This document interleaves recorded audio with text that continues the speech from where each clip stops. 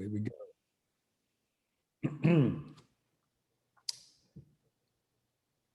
Okay. So we'll start the meeting, our School of Living Zoomcast. Thank you for joining this School of Living Zoomcast. School of Living's mission as a nonprofit educational organization is to explore challenges of living, hold land in trust for present and future generations, promote personal empowerment, and support the development of just and sustainable communities.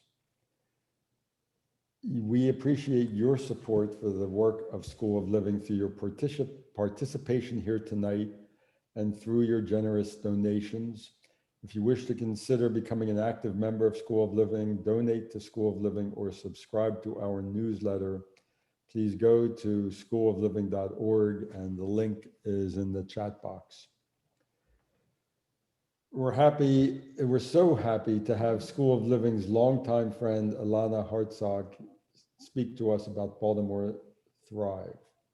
This initiative brings a vision of restoration and renewal for Baltimore. It prioritizes strengthening land rights and social and racial equity in Baltimore's communities.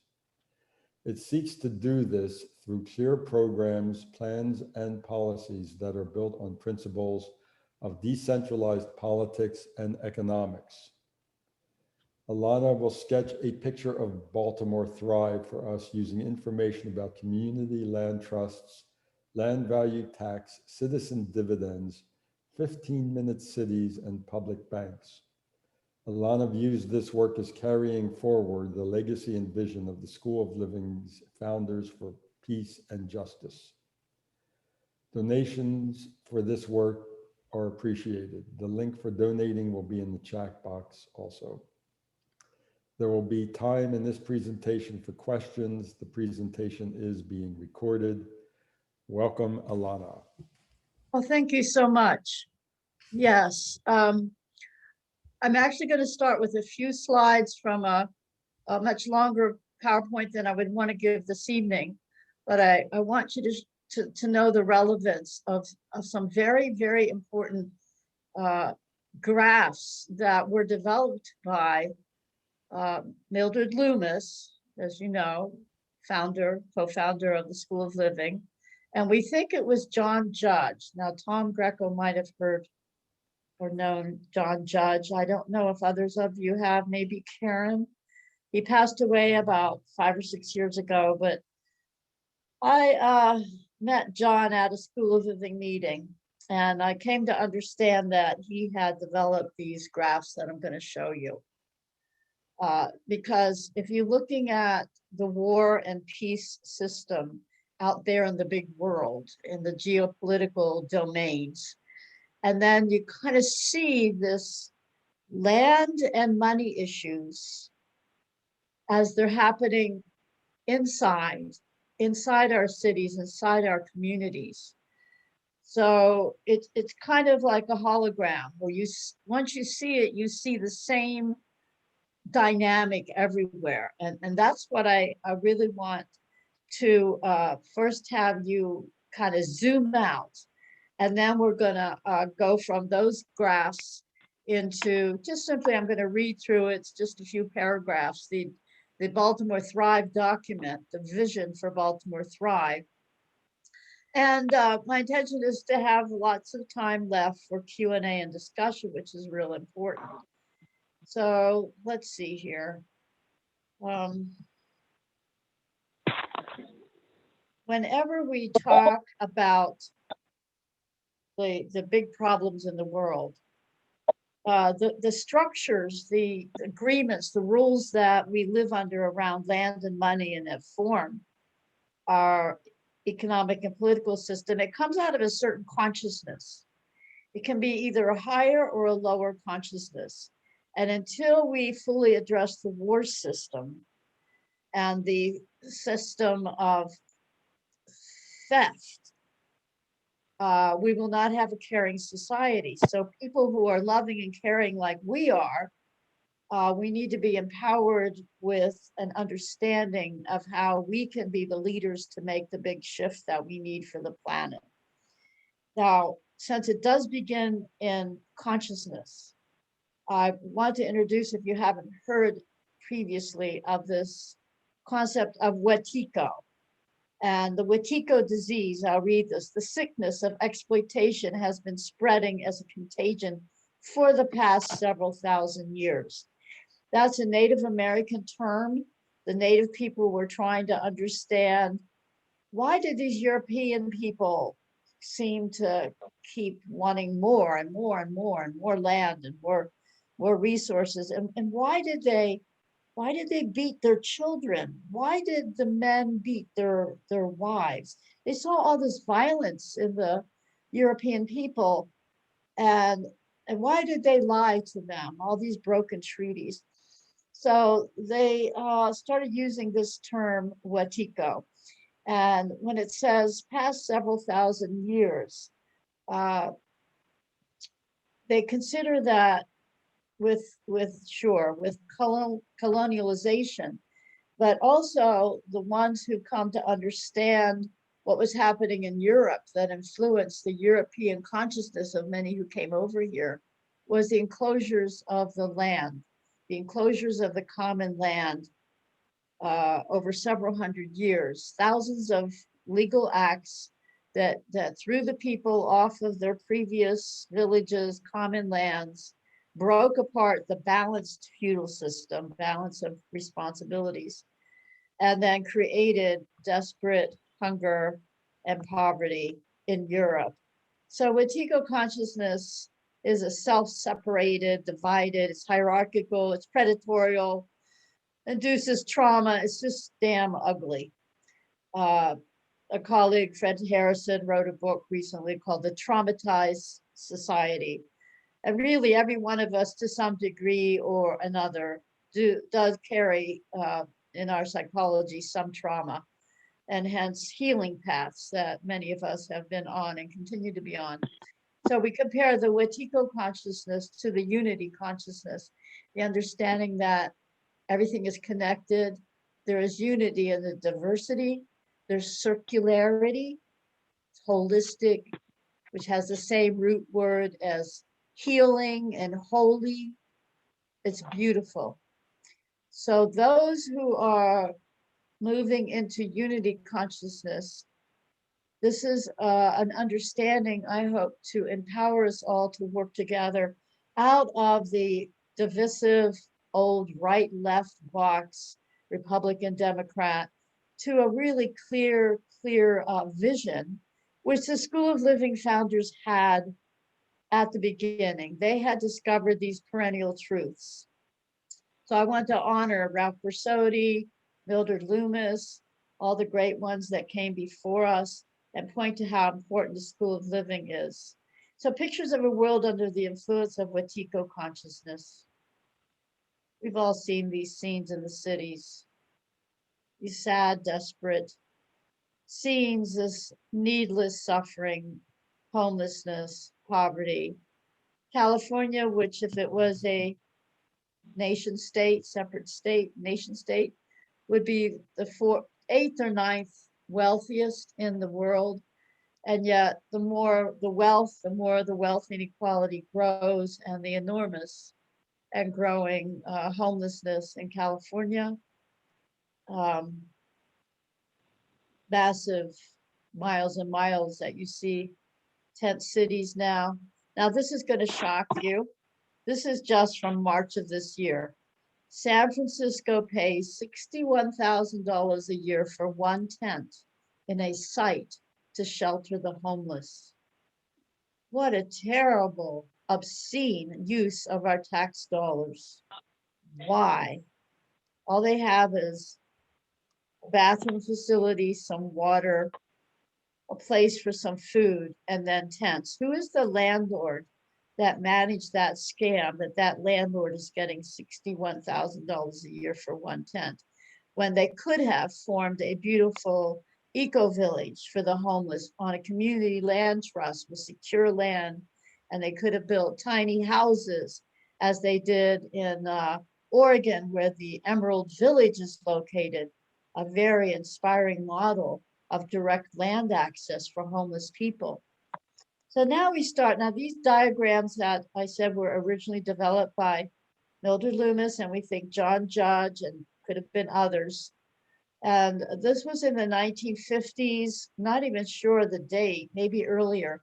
When they were first developed, they were very, very rough drafts, just almost like hand drawn, but just the kind of thing you might be able to do on a typewriter. A very crude, but you would find them in the Green Revolution. So I asked Lindy Davies a number of years ago to put these into a more nicely graphic design. But all the information and the imagery, I mean, is basically there. It's just a nice design. So we're going to look at essentials of economic rent and the war economy. So this is a simple to understand. In a naturally just and harmonious society, everyone has fair access to the gifts of nature in order to procure their livelihood. People have access to land. They create the wealth that they need, the food and shelter, and it's circular. There's no barriers. There's no blocks.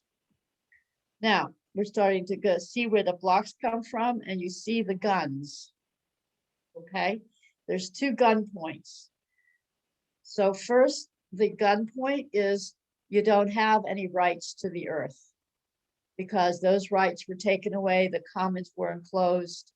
So the only way you can get rights to the earth is, hey, if you inherit some, or if you rent, if you need a mortgage, you have to pay interest.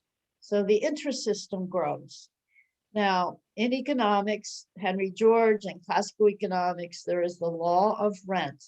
And that means essentially that the value, the price of land increases more rapidly than the return to wages. So right there is the wealth inequality. Wages cannot keep up with the price of housing in neoliberal economics, the way our system is structured. Why? Because land has become a market commodity, buying and selling and speculating. So the earth itself is made into a market commodity. Whereas in classical economics, the land and the resources were a separate factor.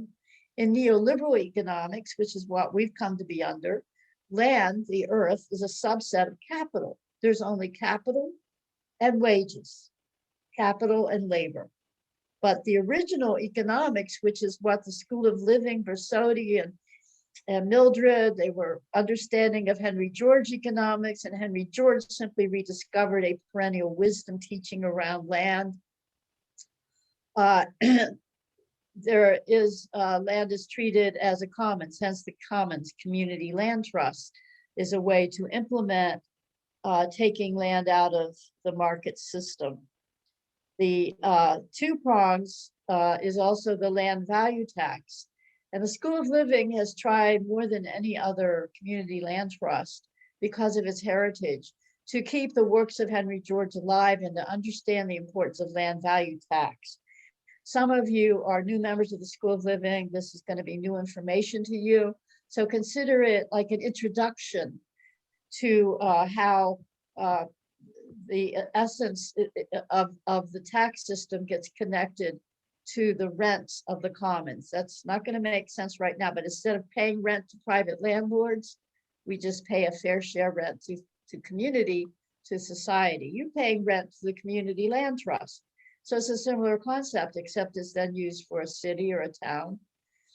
Okay, so when you have to pay somebody to have access to land, and then you don't get enough from your wages and you have to borrow, and then whoever has the money system, then they're getting the interest. So down here you get a privilege fund.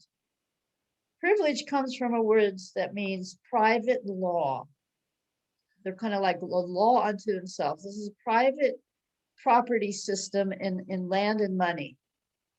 When people must pay rent for access to land, exploitation of labor begins. Because of this rent leak, people cannot get capital without borrowing from the privilege fund lending system and paying interest. Okay, so you see the two guns. Now, we're going to go into a full-blown war system. Now you have the accumulation of wealth at the top, more and more, a handful of billionaires having more wealth than half the people in the world. So they're all about protecting their privilege and their wealth. They are predominantly the Wetiko consciousness. They do not grasp the connectedness of all life. They are just out for themselves.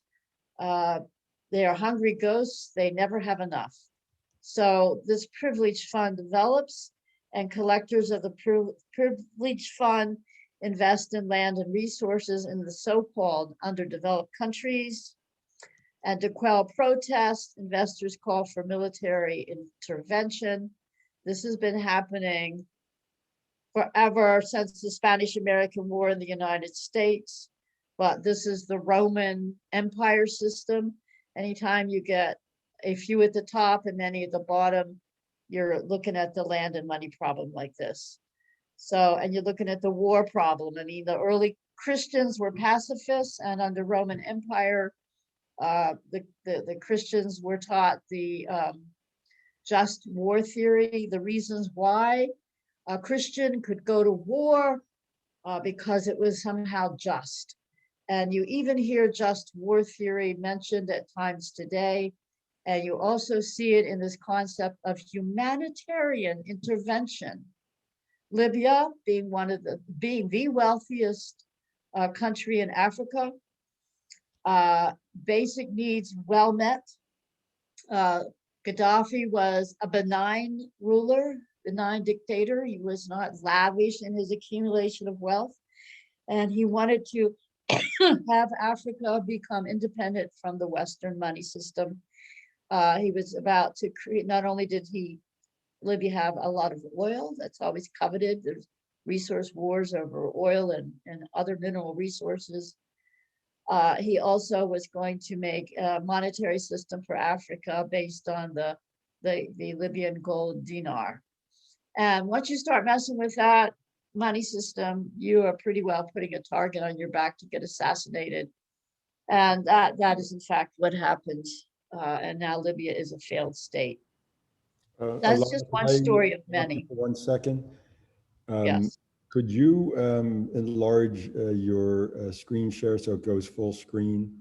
Yeah, I only have one more In slide. I was a presentation little mode. late, but Well, let me. put your viewer in presentation mode, not the actual image, but your Yeah, program. yeah.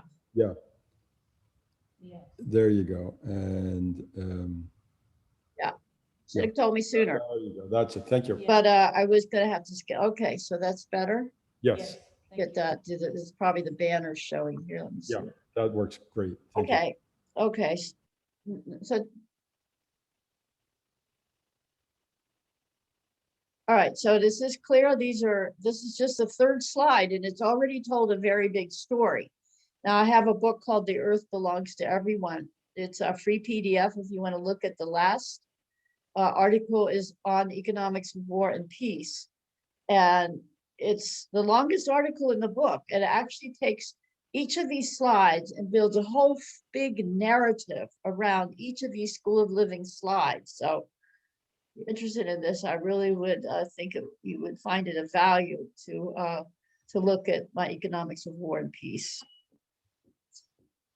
Okay. Okay, now this is the fourth and last of the School of Living slides. It's called Transforming the Privileged Fund. No more guns, they're gone. Okay. The gun that showed the rent that was privatized, the barrier to access our commons of land and resources, that is transformed into the Resource Rent Fund. Let me say what I'm gonna read through what it says, and then I'm gonna narrate a little more. There is we still see the slide of privilege fund enables war system. You don't see transforming the privilege fund? No. Oh, I see it. Oh dear. Try advancing one. You may be in presenter view.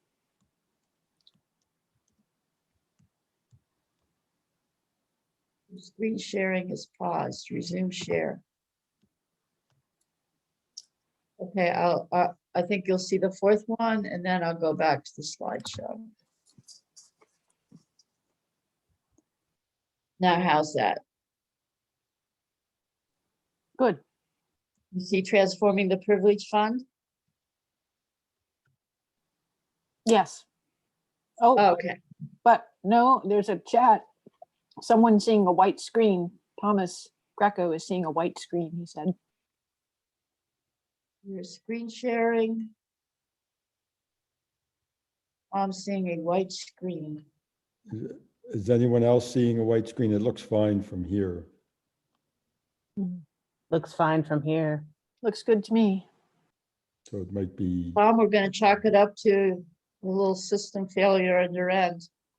Okay, go ahead. I, you know, I worry can, about is it Okay. better? Okay. All right, so good, you can see it. Transforming the privilege fund, the guns are gone. The gun that showed you had to pay to somebody for access to land and resources, that's transformed into the resource rent fund, and I'm gonna describe more what that means. The gun around the interest payments, gone, no more usury. We have kinds of systems that Tom Greco teaches about alternative money systems, alternative exchange systems. We have the public banking system inserted here. We have no interest that accumulates in the hands of a few in terms of money and banking. So the privilege fund is equitably returned to society by public collection of land and resource rents. And workers with their just economic opportunities restored can now accumulate capital through their own savings. Economic justice, abundance, and peace are restored. Now, I want you to think really simple here about capital. I want you to think, because you all use shovels, you all garden. A shovel is a piece of metal and it's a piece of wood. You have access to minerals and you have access to wood. You don't need a whole lot of skill to be able to make a shovel. Of course, some people are going to get specialized to be able to work the metal up in the shovel, but they're still using the resources to make the capital. But if they charge too much for the capital, and other people have equal access to the wood and the minerals because nobody's taking a profit cut, then other people will make shovels, and the shovel price of a shovel will maintain affordability. So underneath all this lack of affordable housing problem is the land problem. It's the lack of affordable land because the land price keeps going up faster than wages in our current system. So what do we mean by resource rent fund? And you see there's a government building, I guess it's our Capitol building. So this would have governance at all levels. I call it Earth Rights Democracy. Have a new mandate for governance. And that is that in the most decentralized level, going up as needed, the government would collect the land rent, the resource rent. Well, if somebody has a lot more land than others, they have a privilege, you might say, but they're going to pay for the privilege. They will pay for having more than others, and that will go into a fund that will be used for services for others. But what happens in fact is that once you charge a land value based tax, those who are hoarding tend to let go of it. They let go of land, they release it so that others can get affordable access. We had a case of a very major land reform in California at the beginning of the 1900s, where one guy who had 1 million acres of land, they brought in a land value tax, and pretty soon there were 7,000 smaller farms out of that land, and it was a very successful land reform. So this resource rent is the unearned income that accrues to land and natural resources as a population grows, as there's so-called development. But right now it's going to the pockets of the few. Those who have more valuable land sites will pay more into the common fund than those that have less valuable land sites. And this is a perennial wisdom, not only teaching of an ethic, but it's also a policy praxis that can be traced back thousands of years. It just keeps getting rediscovered. It keeps getting rediscovered by people who put their attention on the wealth inequality and war problem. Henry George rediscovered it, but you can look at discussions from biblical times, Leviticus. You could go back into Vedic economics 5,000 years ago, a balanced, harmonized golden society that had this sort of tax system. Okay, so I'm going to shift to the document on Baltimore Thrive. And we're going to make sure you can all see that. And I'm going to have to see if you have any questions from those slides before I go this. I have to tell my granddaughter that I'm busy. Yes, but something we need that. I'm going to come over in a little bit, but I'm doing it. Wait, Okay, let's do it. because it's not hard enough. Okay. Hey, Tom. My granddaughter just got some new baby chicks. Okay, so any concerns or questions about those 4 slides? No. Oh, We I have can- a question. Yeah. Yeah. I mean, I love the analysis. I think it sounds great. My question that I have been pondering more recently is where does decolonization fit in? Like, where do indigenous peoples fit in? That this was the land where they were living before the Europeans came over.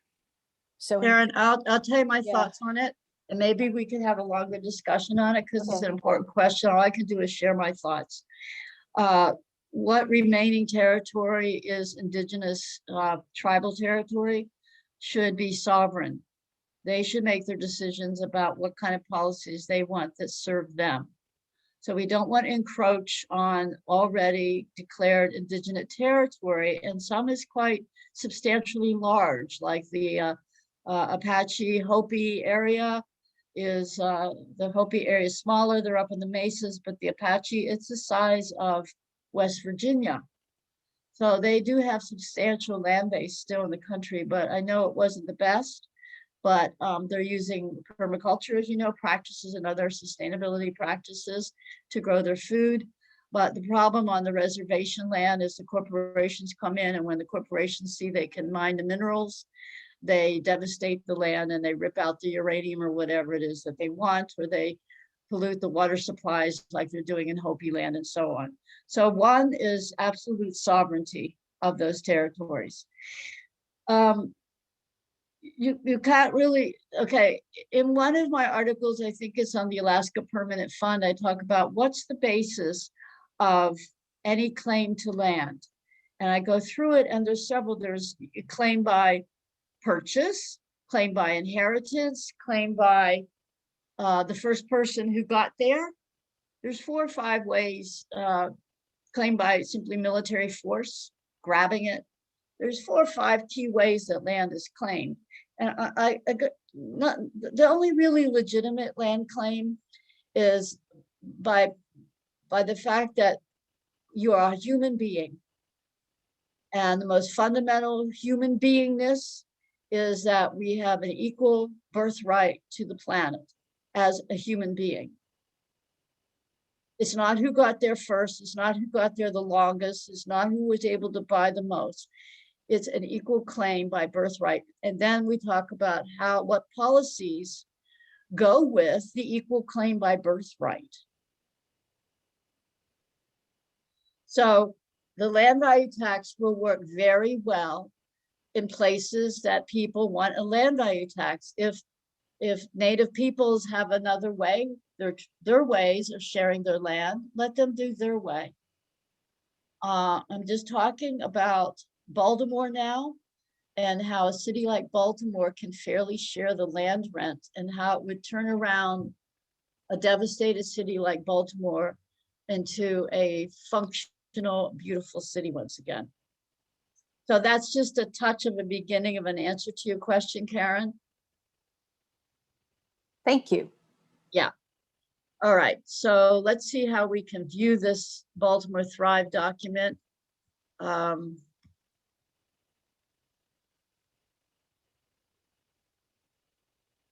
Do you think you can see it enough the way it is to read it? Can you We're see it on your, looking at the resource rent fund graph. no, you can, I'm just asking before is it sufficient the way it's on the screen now that you can see it while I read it? You can see it. Yeah, we don't see it. You don't see it at all. Mm-mm. We still see the resource rent fund slide. Okay. All right. Yeah, is it the next slide, Alanna, 22? No, I'm going into a document now. Now I think maybe it's coming up for you. That's it. Okay, now can we make it a little bit bigger maybe? Okay, you see it? Yes.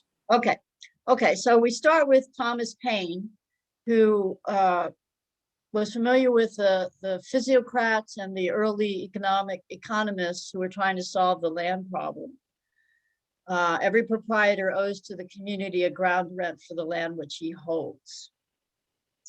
This is way before Henry George. This is part of the perennial wisdom teaching and how to do it. Of course, Thomas Paine wanted justice, and he died in poverty. He was a key person for the American Revolution when he published the pamphlet Common Sense.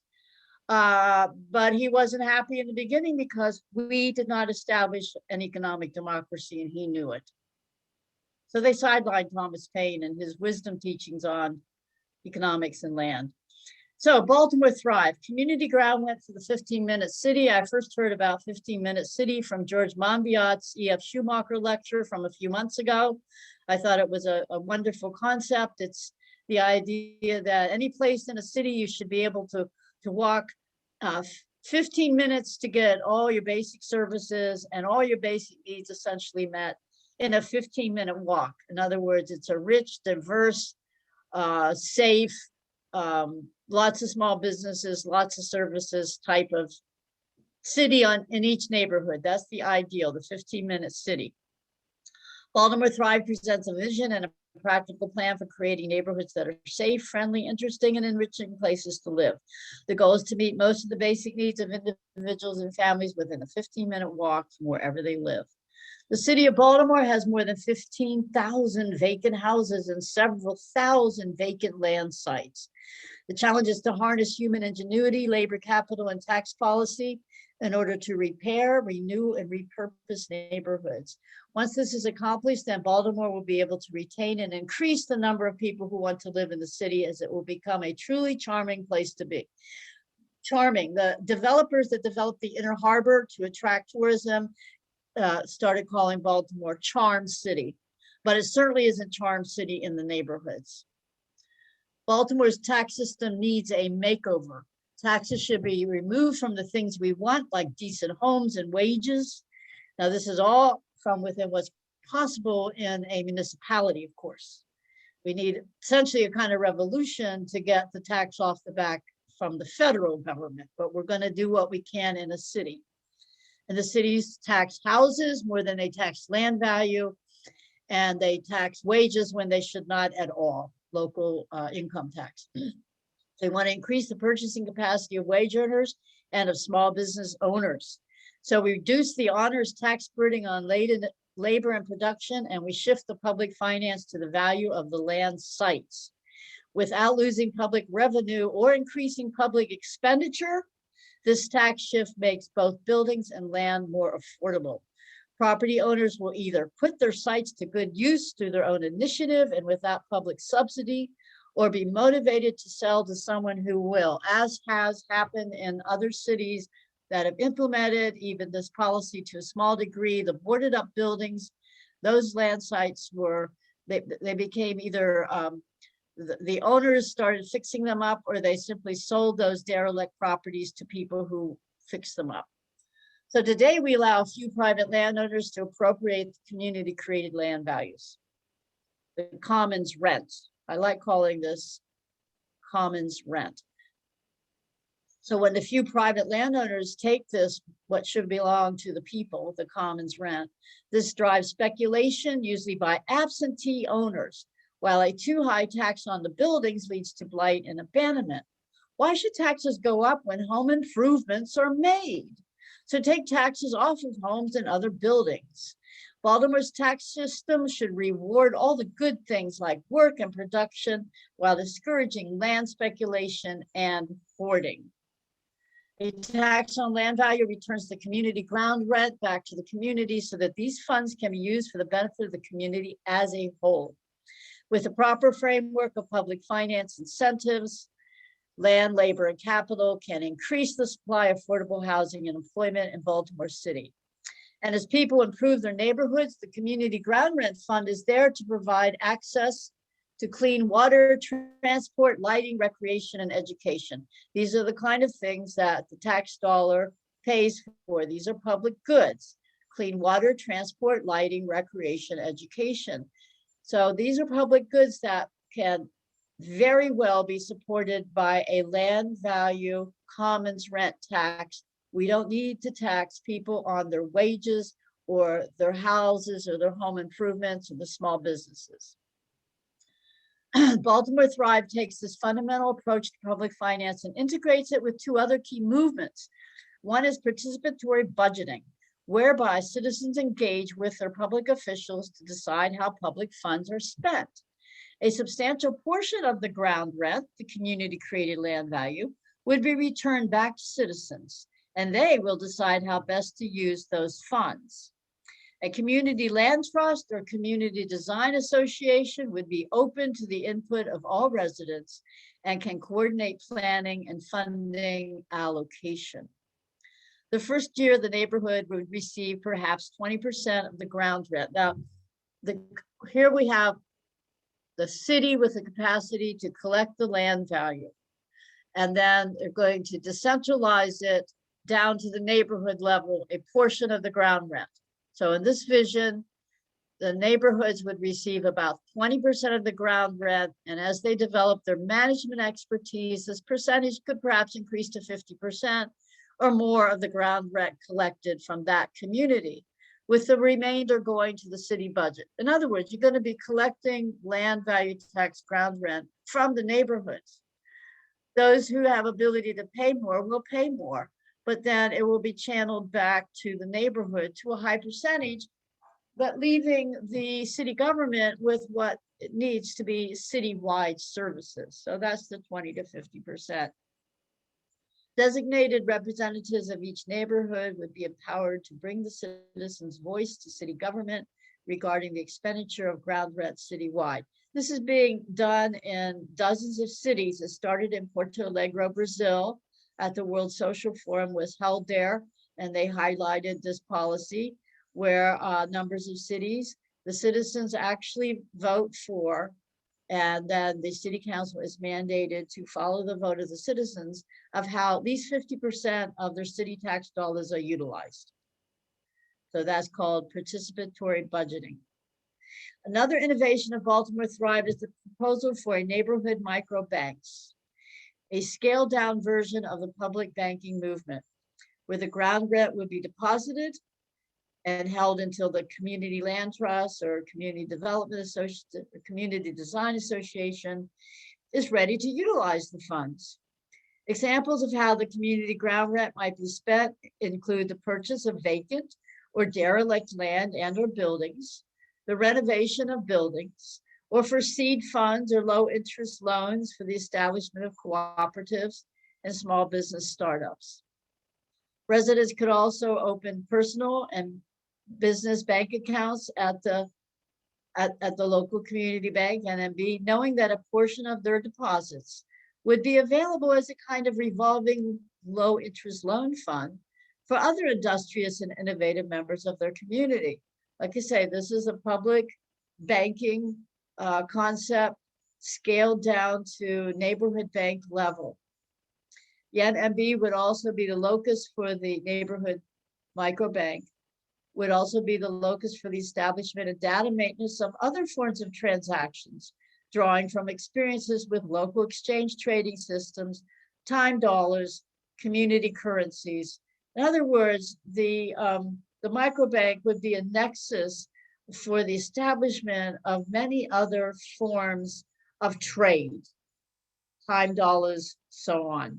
Local exchange, let systems. That would be a nexus to keep those transparent and coordinated, these alternative community currencies. Democratizing and decentralizing the key factors of land and money by recycling the community ground rent back to the neighborhoods can strengthen and restore Baltimore. The city as a whole will experience renewal, resilience, and a dynamic equilibrium overall as it continues to remove taxes that are onerous, unfair, and non-productive. How a neighborhood-based community land trust or design association might utilize the community ground rent that it receives now from the recycling of the land value back to the community, okay? Now, we're gonna go through just a list of, visionary list of how these could be designed to have healthy, thriving neighborhoods.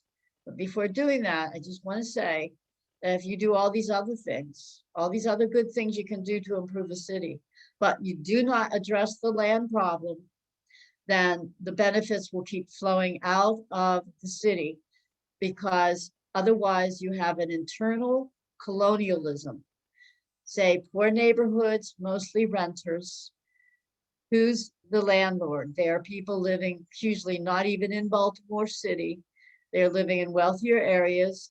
And just like in colonialism is extracting the minerals from African countries, internal colonialism is extracting the surface land rent, the natural resource of the surface land rent out of the city and out of the neighborhood. So this is why the recycling of the land rent is absolutely essential to all the other good things we want. So how would we utilize such a funding system? Well, garden allotments. There's already some of those, of course, in all of our cities, and urban farms and orchards and pocket parks and playgrounds. It's already happening. We just need a properly incentivized public finance structure in order to really get these off the ground. Renovate vacant houses. Like I said, Baltimore has 15,000 vacant houses. Well, the top population has been decreasing. People have been fleeing from Baltimore. There's a lot of vacant land sites. So yeah, we want to fix up a lot of those houses and maybe create little tiny house neighborhoods.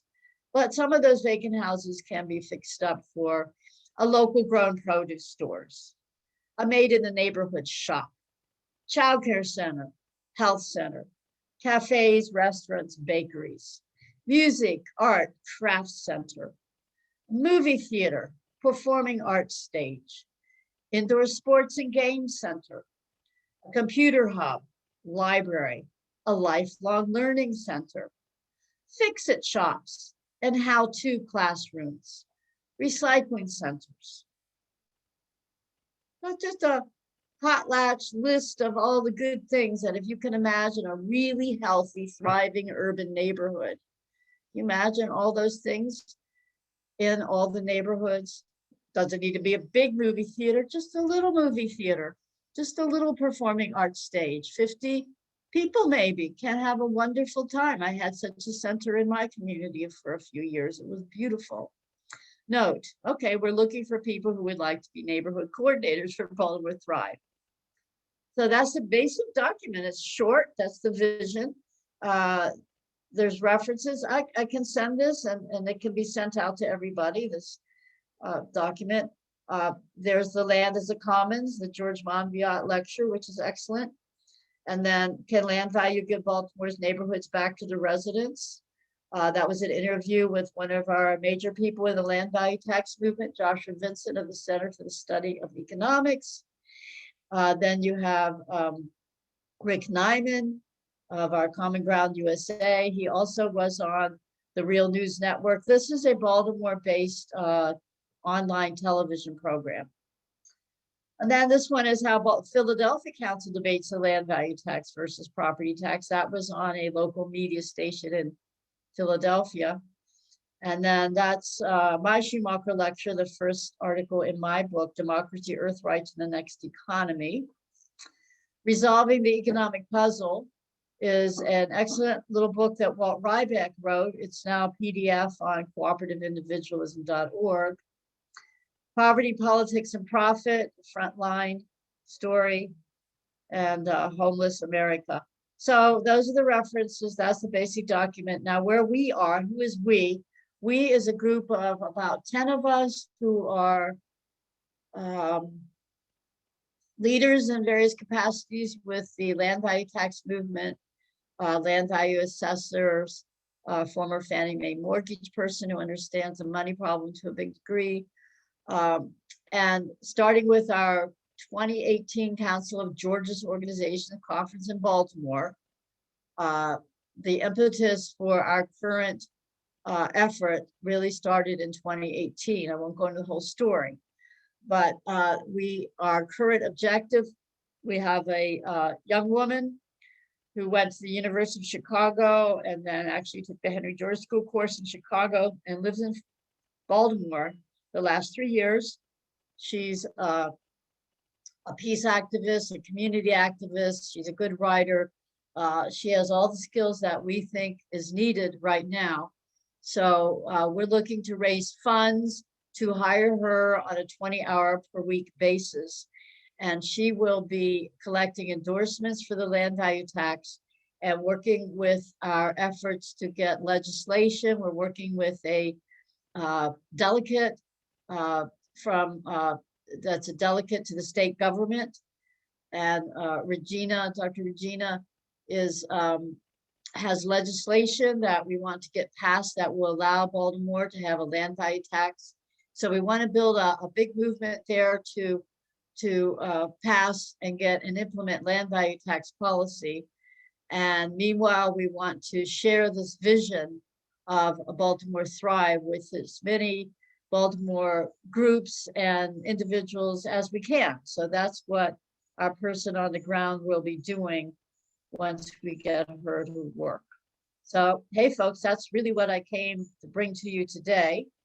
It took me longer than I thought it would, sorry, but we still have time for questions and discussion and input. And my goodness, if you know anyone in Baltimore that might be interested in this, let me know about them so we could connect with them if they're interested. Hey, hi, Alanna. I would like to ask.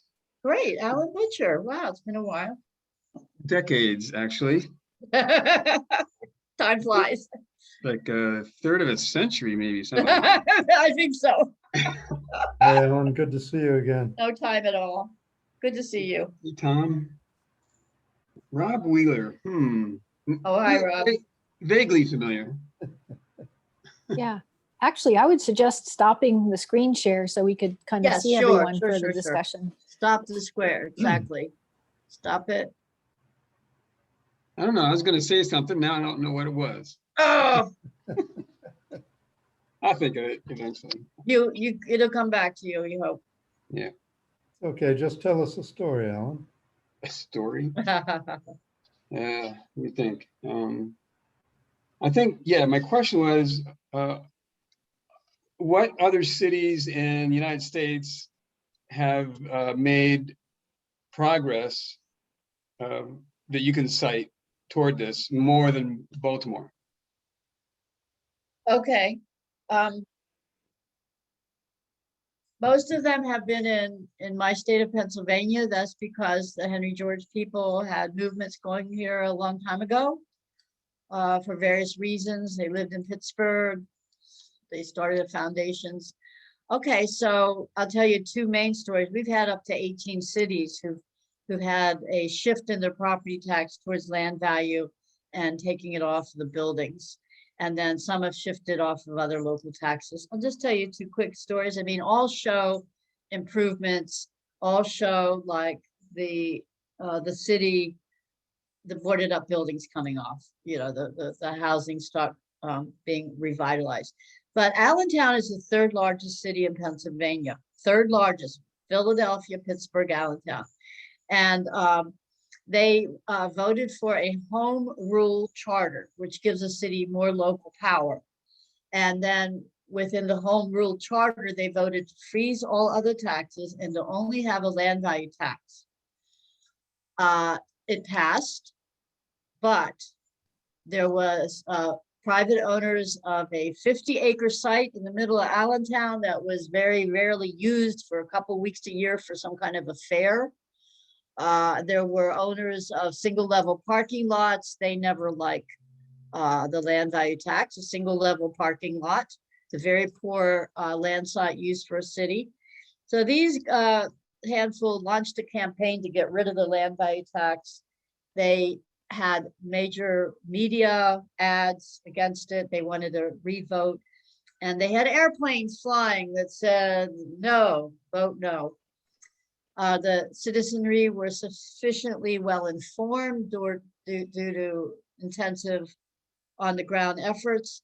And the city voted a second time to have a land value tax. So by indicators of city turning around, internal regeneration of the city, you compare Allentown to nearby Bethlehem, similar sized cities.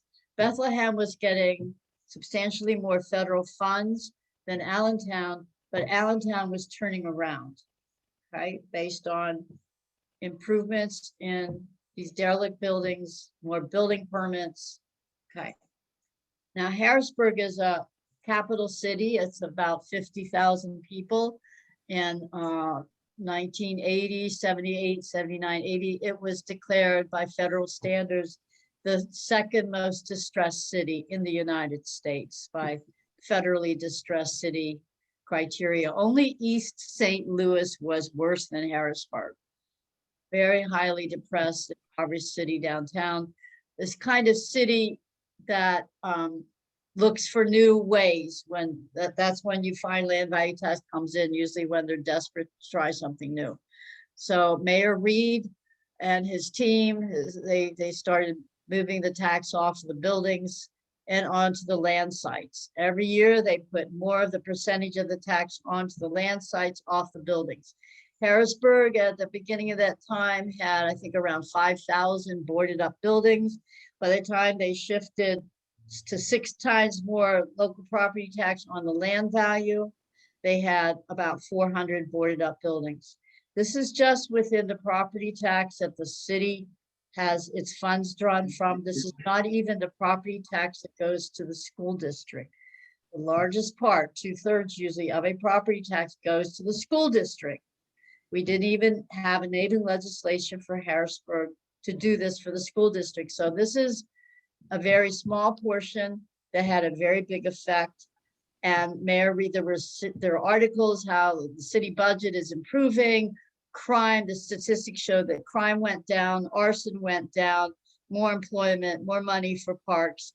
And Harrisburg started winning environmental and other awards. It was amazing.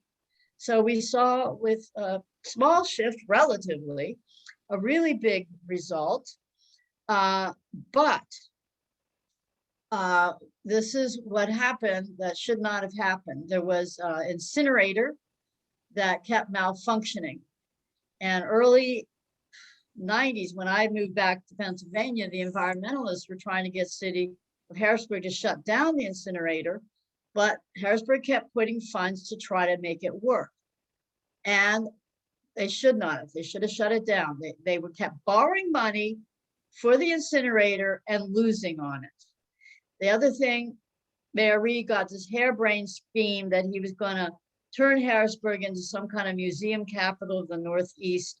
And he started using public funds to build these museums. Shouldn't have done it. But really the incinerator, if they had had a public bank at least, they could have borrowed money at virtually no interest to try to fix the incinerator. But these two big mistakes caused Harrisburg to start going belly up into indebtedness. So it lost what it had gained through these miscalculations. But that's no longer a problem. That's no longer happening. And I think Harrisburg has stabilized, but it could be greatly more improved.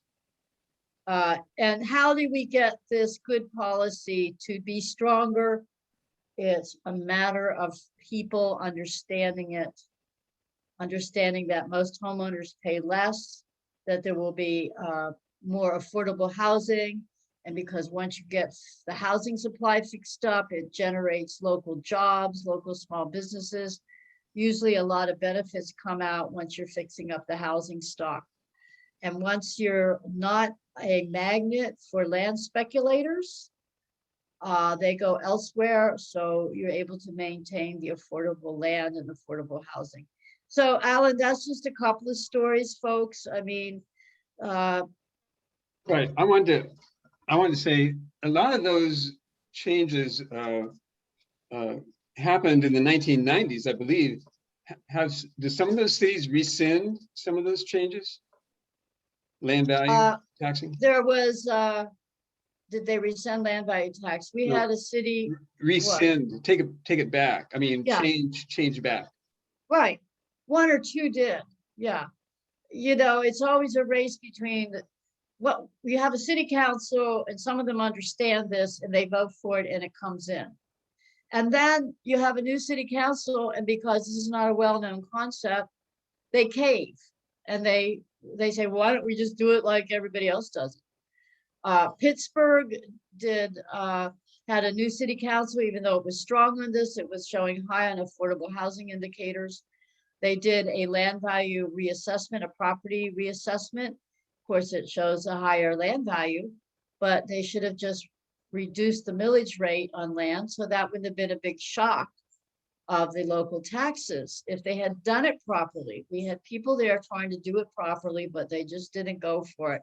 So Pittsburgh lost it, but you can see it has an interesting comparison between affordable housing in Pittsburgh under land value tax, and when they lost it, not so. Then we had Altoona in Pennsylvania, had their full tax onto land value.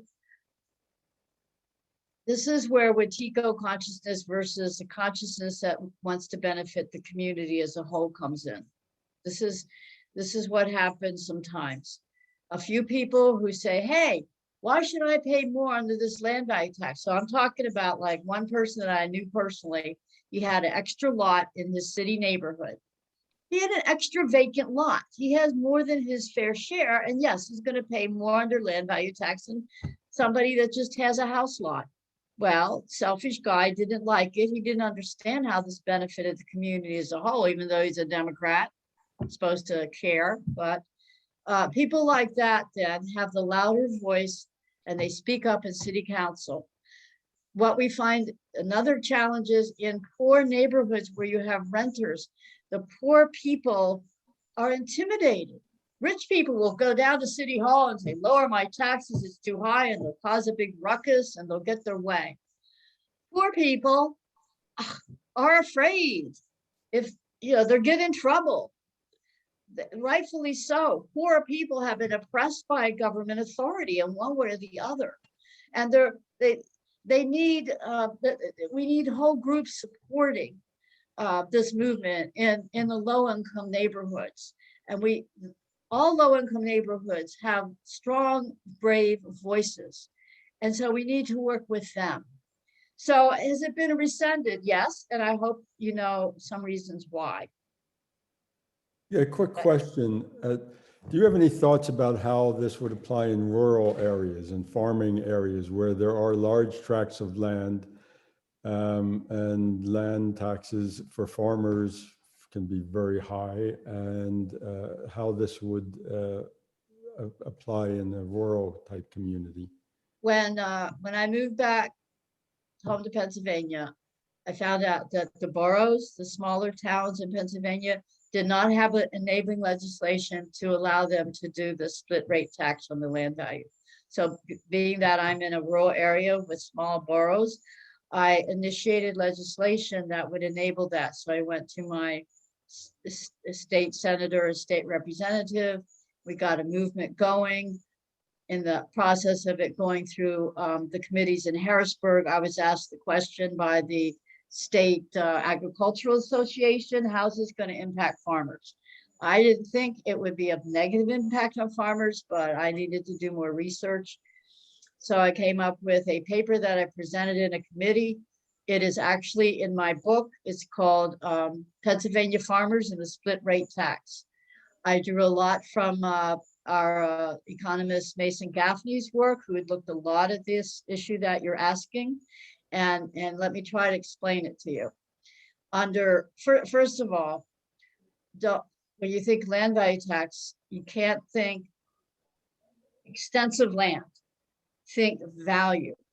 In the middle of New York City, you have a city block or just one city location that can be worth many times more than a farm, unless it's some kind of big, huge corporate farm. But then a small farm in Pennsylvania, you take all that land value. So we're looking at land value tax, which falls on the value where it's highest. Okay, another thing about small farmers, which you want to support. Small farmers have their houses, their barns, their equipment, they have infrastructure. This tax comes off of them when it shifts to a land value tax. A corporate farm, a big corporation, agribusiness farm, doesn't have all that infrastructure. They don't have buildings where the farmers live and so on. They just have massive acreages of land that they farm, by their big machinery. So also, in most places, most states, farmers are protected. They pay lower property tax than a homeowner does. They already have tax advantages written into the system. Almost everywhere you see farmland undertaxed, lower taxed. I have myself 3 acres of land that's zoned agriculture and residential. And on those 3 acres of agricultural zoned land, there's extremely low tax. And the tax that I pay, property tax, is on my house and on my house site. But I'm telling you, the normal small farm in Pennsylvania is not heavily tax burdened right now. And since this is a city tax and we want to start it in the cities before we even move it into the rural areas, we start in the cities need this the most.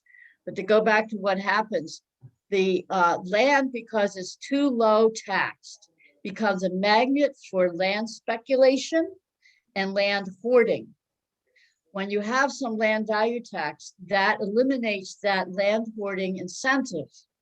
And it actually keeps farmland affordable for purchase by people who actually want to be farmers. So the research shows that a land value tax will actually drive and support small farm agriculture because, again, it creates a land reform.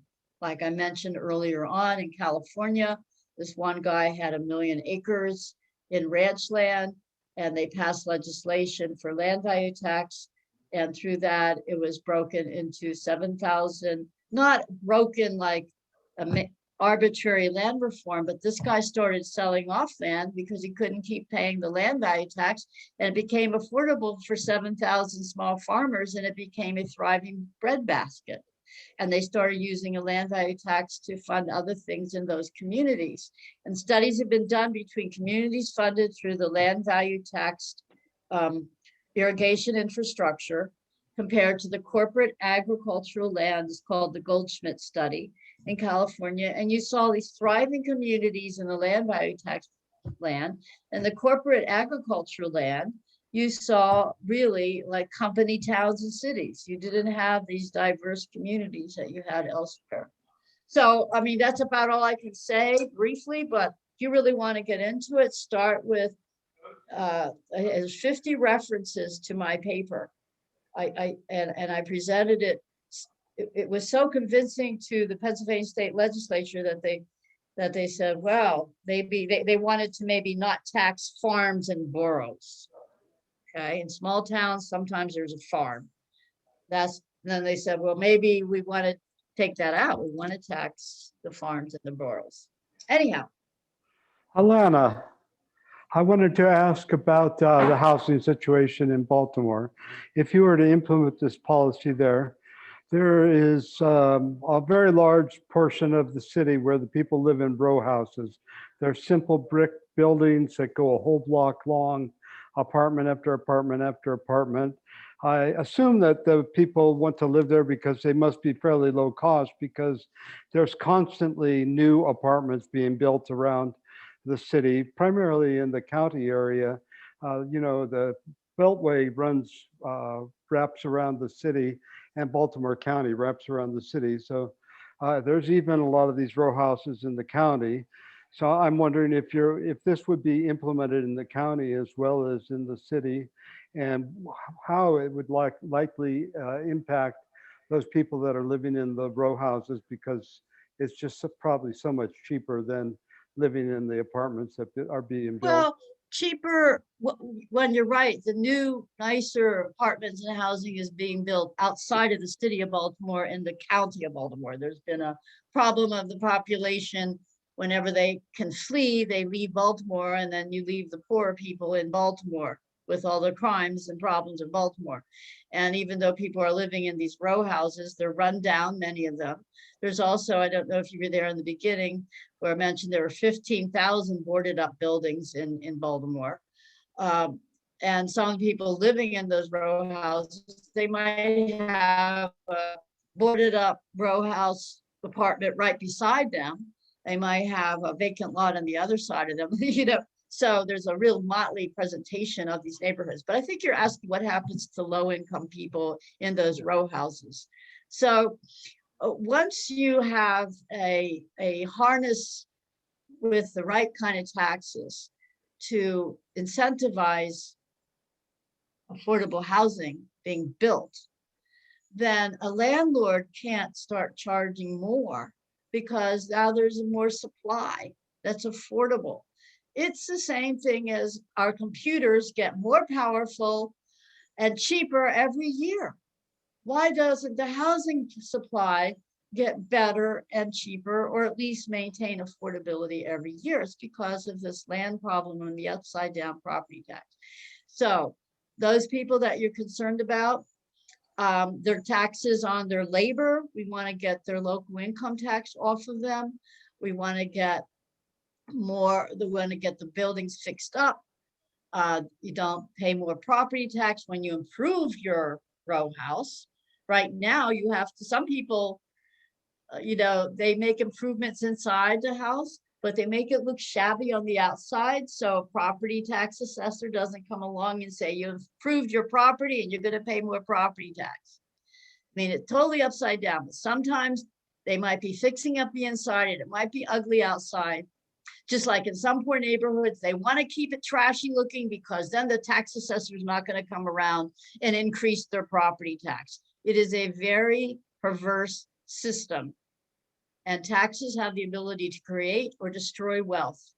And right now our tax system is destroying wealth, and it's destroying mental health as well as physical health and physical property.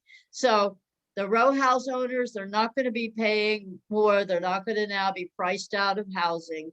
They're going to have more and better housing choices for the same amount of income. That's what we saw in Harrisburg and elsewhere.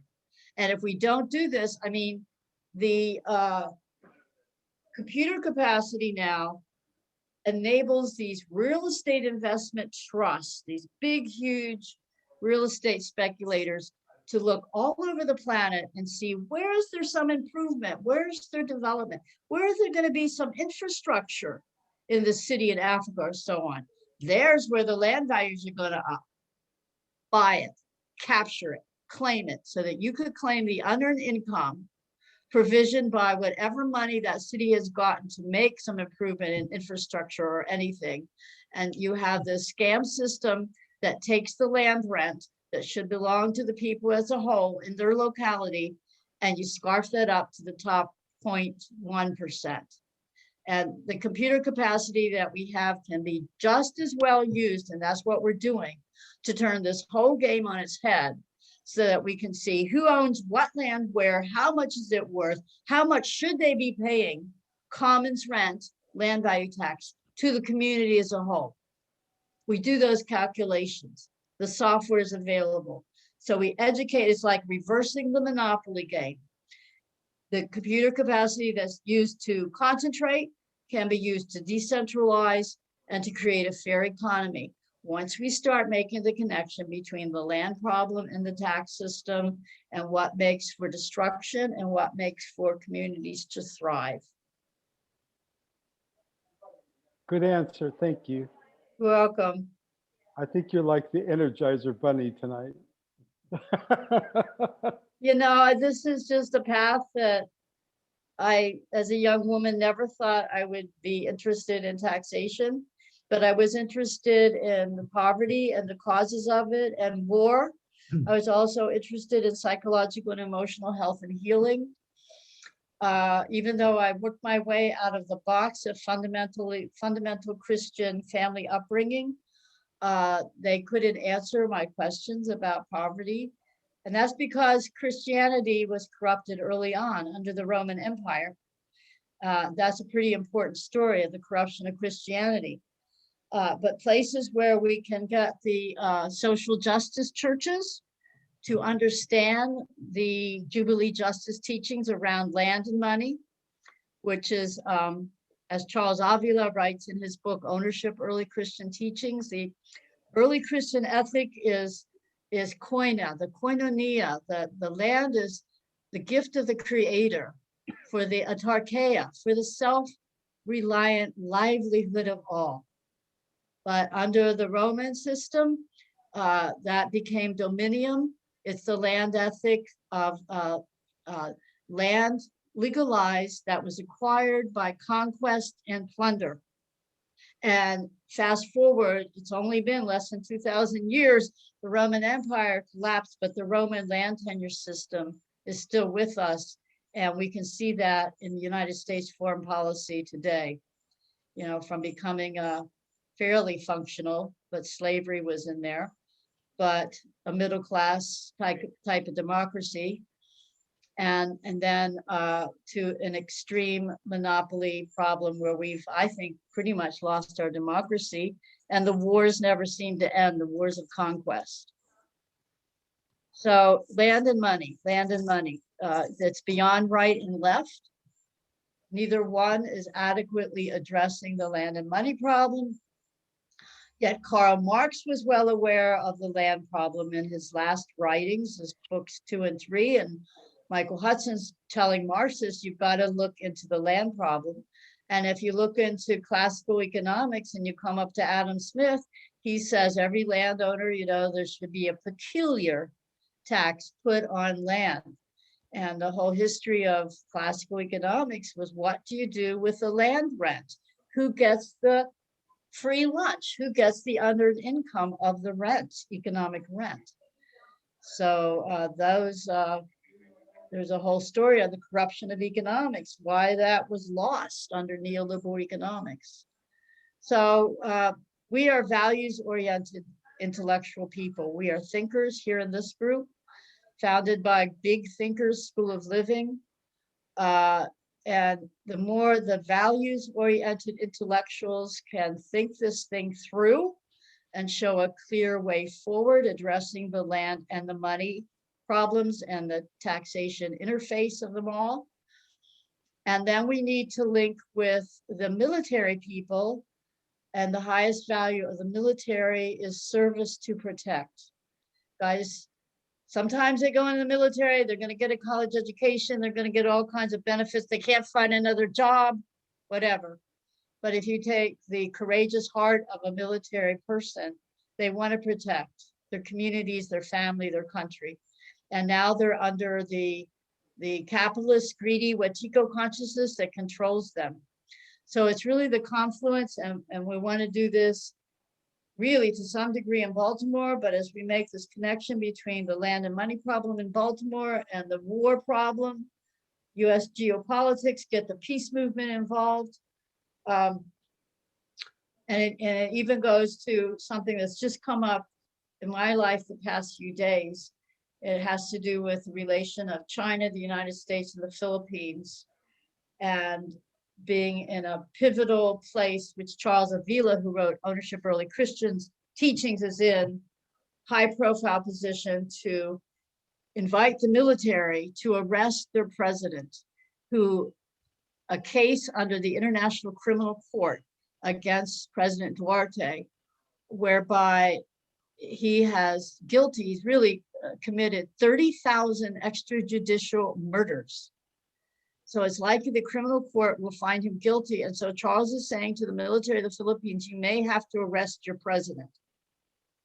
But if we just get rid of one bad guy, but we don't have a clear way forward around land taxes and money, then it falls into chaos and violence. And that's what happened when the Soviet Union fell apart.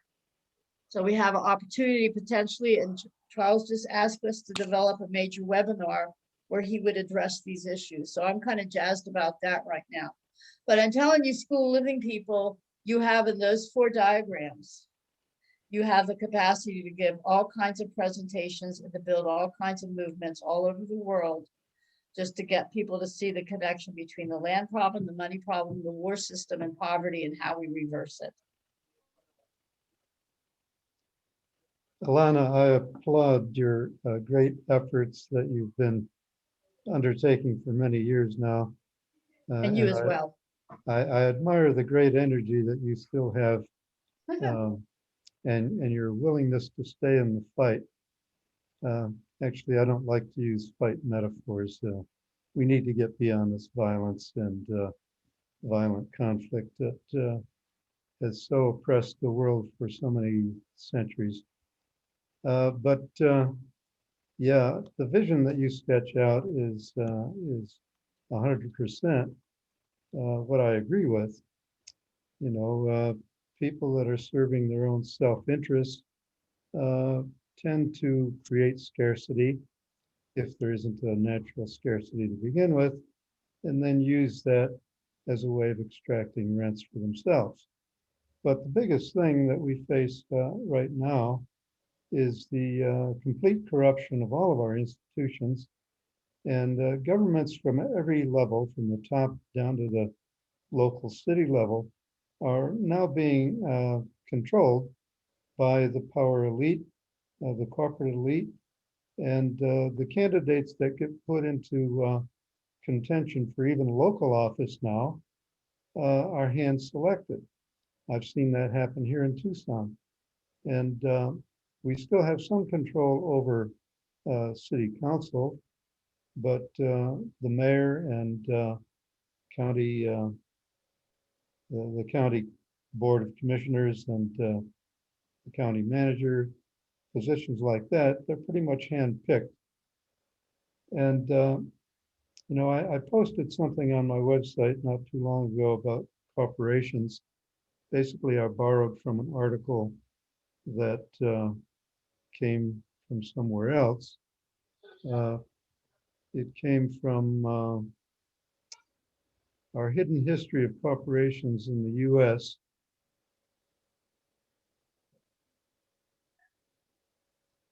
And that was on Reclaim Democracy, a website called Reclaim Democracy. And basically what I did was I extracted from that a number of things that have changed in regard to corporations. Corporate charters used to be granted for a limited period of time, could be revoked promptly for violating laws. Corporations could engage only in activities necessary to fulfill their chartered purpose. They could not own stock in other corporations. They were often terminated because they caused harm. Owners and managers were responsible for criminal acts, and corporations could not make any political or charitable contributions. Now, all of that has been taken away and gone by the boards. So we have this massive corporatocracy that is pretty much dictating the way things work.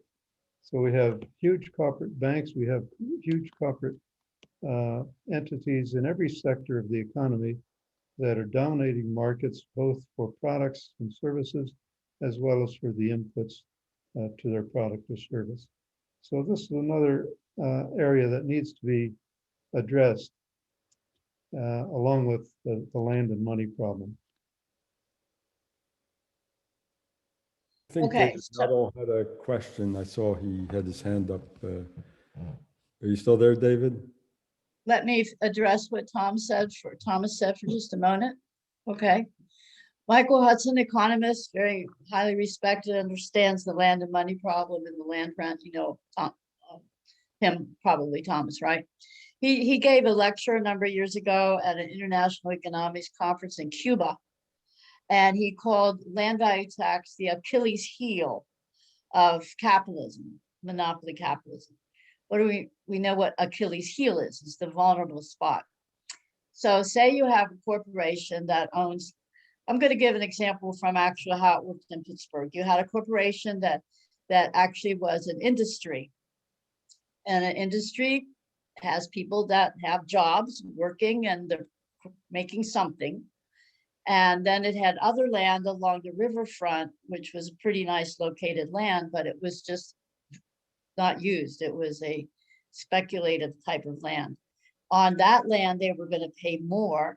And on the land where they had the factory and they had workers, they weren't going to pay as much. So it was same bad corporation, but it worked differently.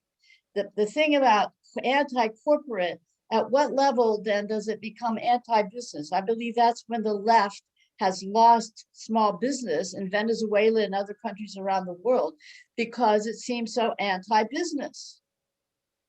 Because you can't say at what level size is a corporation bad, or is what level of size is a business good. But we can say, hey, whatever you are, whatever, you have a land title in our city, and you have more and more valuable land than others, you're going to pay the community a heck of a more land rent than you are now. People say, what about the skyscrapers in New York, the headquarters for these corporations? You're going to take taxes off the buildings? Well, the thing is, they use their building as a tax write-off. They say that that's capital inventory that's depreciating in value, and they write it off against the other taxes owed locally. And so another way, the corporations come out not paying any taxes. In this case, not paying any local property tax. But that you do not get out of the land value tax. You do not get out of it by saying, hey, there's depreciation on my corporate headquarters. You pay that full amount on that extremely valuable land in New York or wherever it's sitting. So land rent starts being channeled away from the corporations in this manner.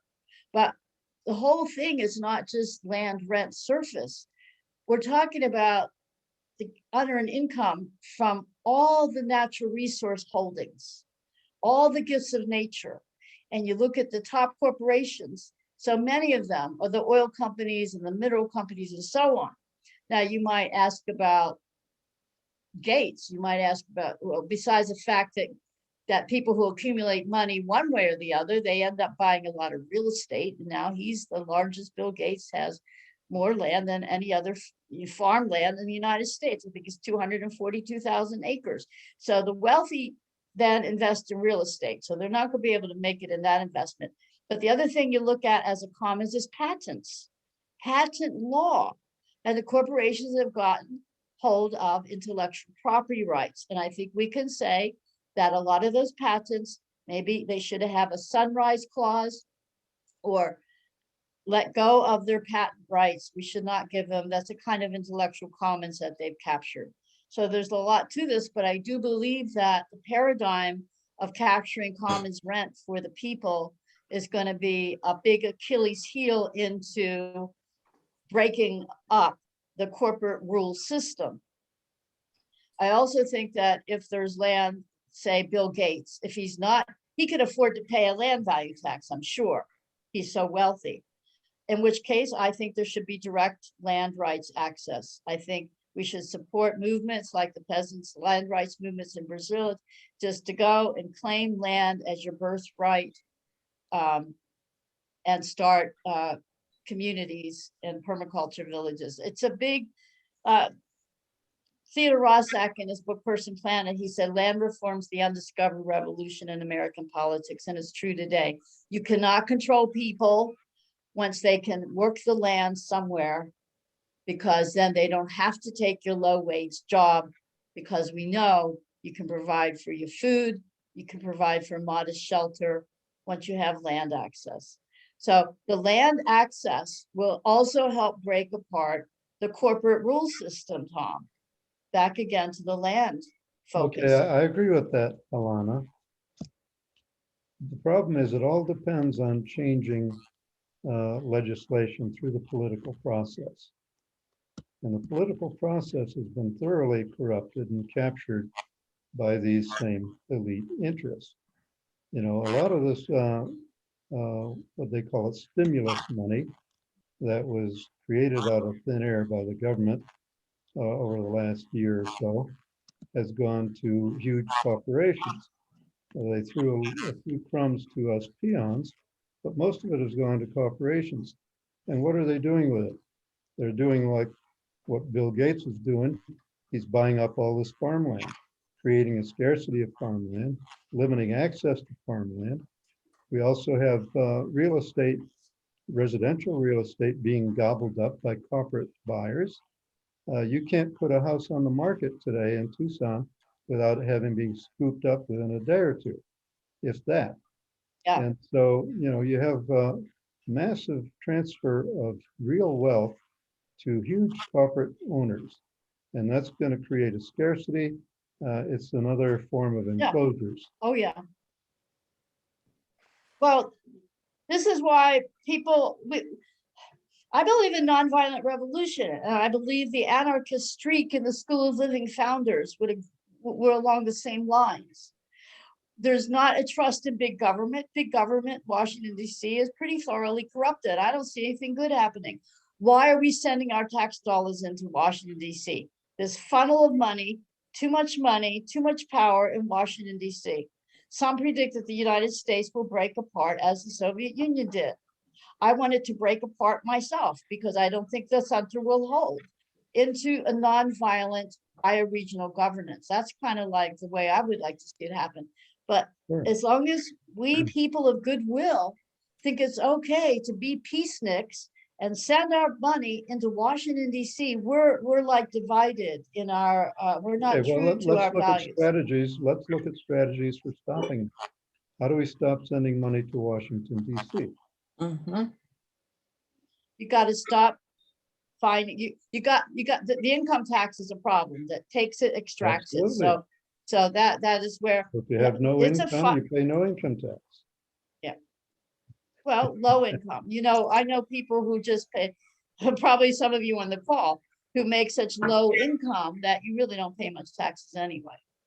Okay, so and I just stopped filing. I wouldn't pay much anyway, but I mean, the IRS keeps sending me stuff. I just stack it up. I mean, put me in jail. I've already raised my kids. I have nothing to lose. I'll just scream from jail to stop paying these onerous, unethical taxes. So somehow, I mean, you keep building the basis of some liberation, some community land trust, some liberated land, but how do we get this in the towns? The towns is where you have people, you have elected officials, and you know who they are, and you can go into their offices and talk to them. And if you don't like what they're doing, as long as we can vote on our city government, we can vote in the people that have our vision. And the more we get the good people in office, the more we start the tax shift. And this is why I think Baltimore is so exciting.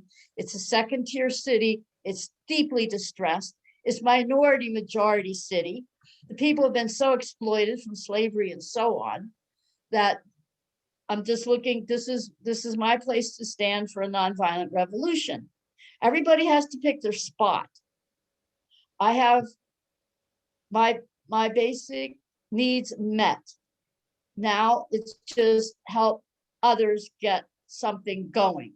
You just Okay, well, don't. we need to focus on strategies and tactics now.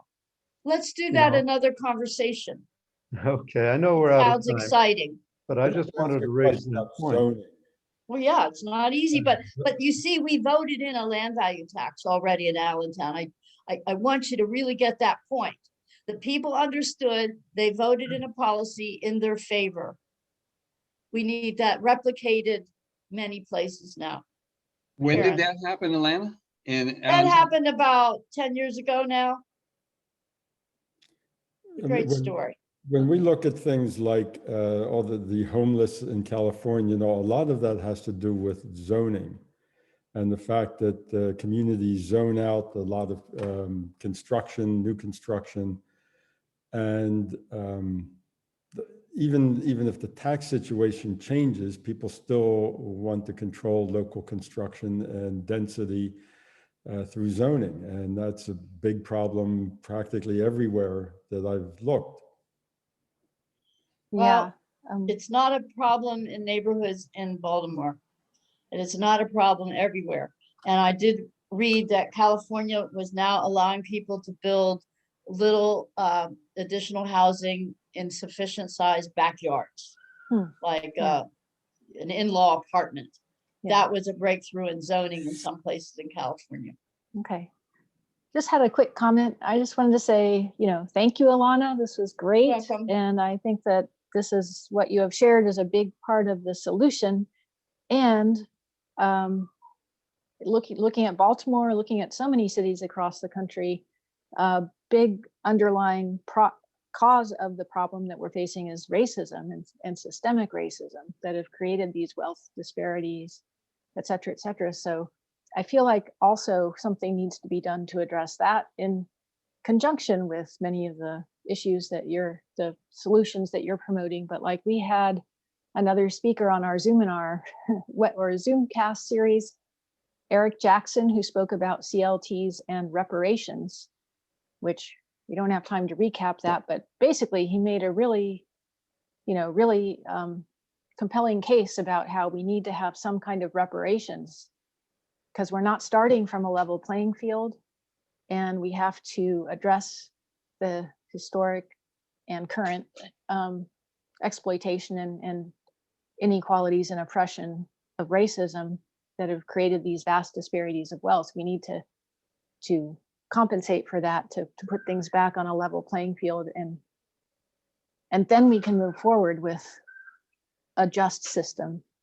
So I'm just wondering your thoughts on that. And I only have like a minute because I have another meeting to go to. Okay, listen, how many African-American mayors of major cities have there been? Quite a few by now. Have they turned those cities around? Usually not. Did they have the tools to do so? Usually not.